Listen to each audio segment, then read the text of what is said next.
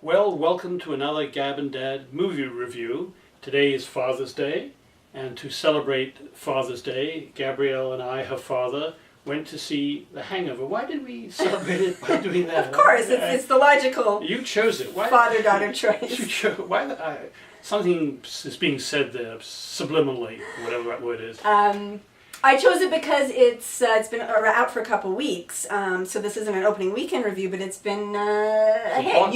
You've been away, so maybe you didn't catch on. But it's even in remotest Nova Scotia, where I've been, word penetrated about. Well, I know you guys drink there, so that's right. We like films like so this. It's been a hit. It's got legs, as they say. So we thought it was relevant to address this issue. It also harkens back a bit to the first Gab and Dad, which was I Love You Man, which is a similar kind of... a better film, I think, I Love You Man. Although I have to say, I think we both felt this, that The Hangover, although a very fluffy movie, not a lot of substance. In a crude way. Not a lot of substance.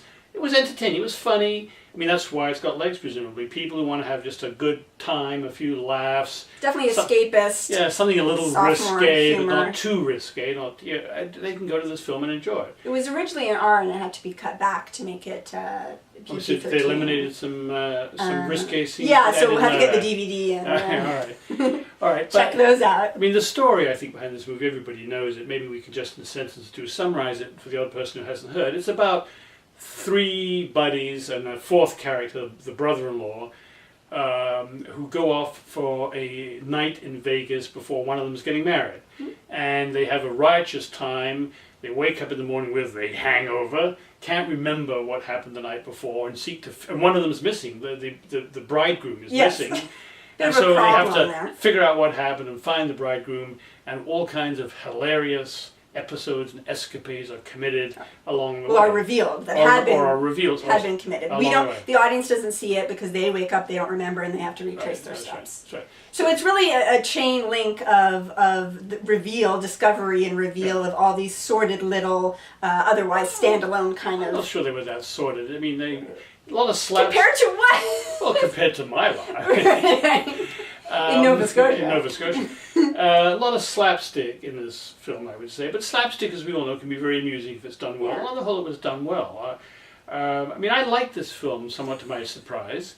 I didn't love it, he was quietly chuckling. The rest of the audience was much younger and guffawing away. Yeah. And was it predominantly male? I know you think this is a movie for men. I'm not sure I agree with you particularly. First of all, the audience was mixed. I think that it's obviously a male perspective movie, and why do you say that? The story is male driven.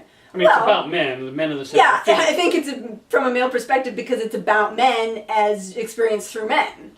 But aren't women interested in that? Oh yeah, but that's a separate thing. Of course women are interested in it. What about the portrayal of women in this film? I mean, there wasn't a lot of women portrayed other than sort of, strippers and people like that. It was pretty typical, again, of this genre. And again, you can, compared to I Love You Man, I mean, the girlfriend or the wife figures are sort of shrew, ball and chains, more or less. Right. And then some other women that are encountered on the fringes are stereotypical hooker with the heart of gold. Yeah, that's a male perspective. Exactly. So there's a little bit of that, but then not to say that women can't enjoy it. I mean, I sort of like to watch the stuff and think that. Well, you were laughing quite a lot. Yeah. Well, some of the humor was just funny, and it wasn't gender specific humor. And it wasn't sophomoric, really. I mean, sometimes these films like these are really sophomoric. You think the target audience is like first year university or something.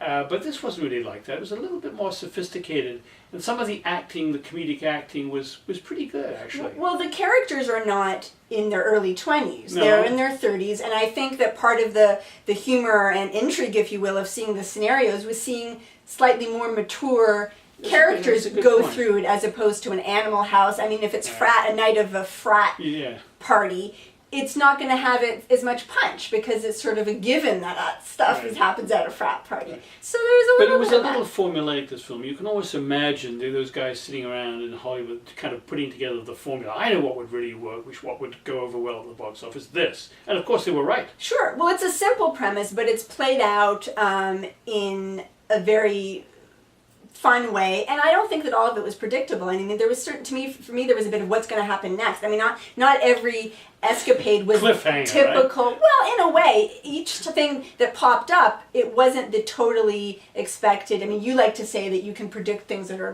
going to happen in a film. Yeah, and you often do. I mean, in this, I think that there were certainly some things thrown in that seemingly random, but it contributed to the humor, and that was the whole point of the story. Yeah, now, one interesting little connection here is, well, you mentioned, I think, I Love You Man, the first film we reviewed, which we liked. And is, I think, a better film, really, than Hangover. Has more heart to it. Has more heart and more substance to it than the Hangover, which is just pure fun. Nothing wrong with that. But each film ends with a wedding. I don't think we're giving anything away, or I'm giving anything away saying that. Each film ends with a wedding. And here's an odd little connection to us. Is the person in Hangover, the Hangover, who married the couple at the end, was in fact a real rabbi, in fact, I think, correct? I think, yeah. And he's the one who married Gabrielle 10 years ago. Give me flashbacks. 10 years ago. Married Gabrielle 10 years ago in Los Angeles, which is where she got married. So all of a sudden she sat bolt upright and said, "Hey! I know who that's the man who married us." My memory came flooding back. So I can only hope that my husband did not have the kind of bachelor party portrayed in this film, but that remains to be seen. Well, I'll talk to him about that, but won't necessarily report back to you the results of our conversation. Well, what happens between a father and son-in-law. And what happens in Vegas stays in Vegas, as they say. Whatever. I don't know what that means, of course. I know that. Happy Father's Day, everybody. Yes.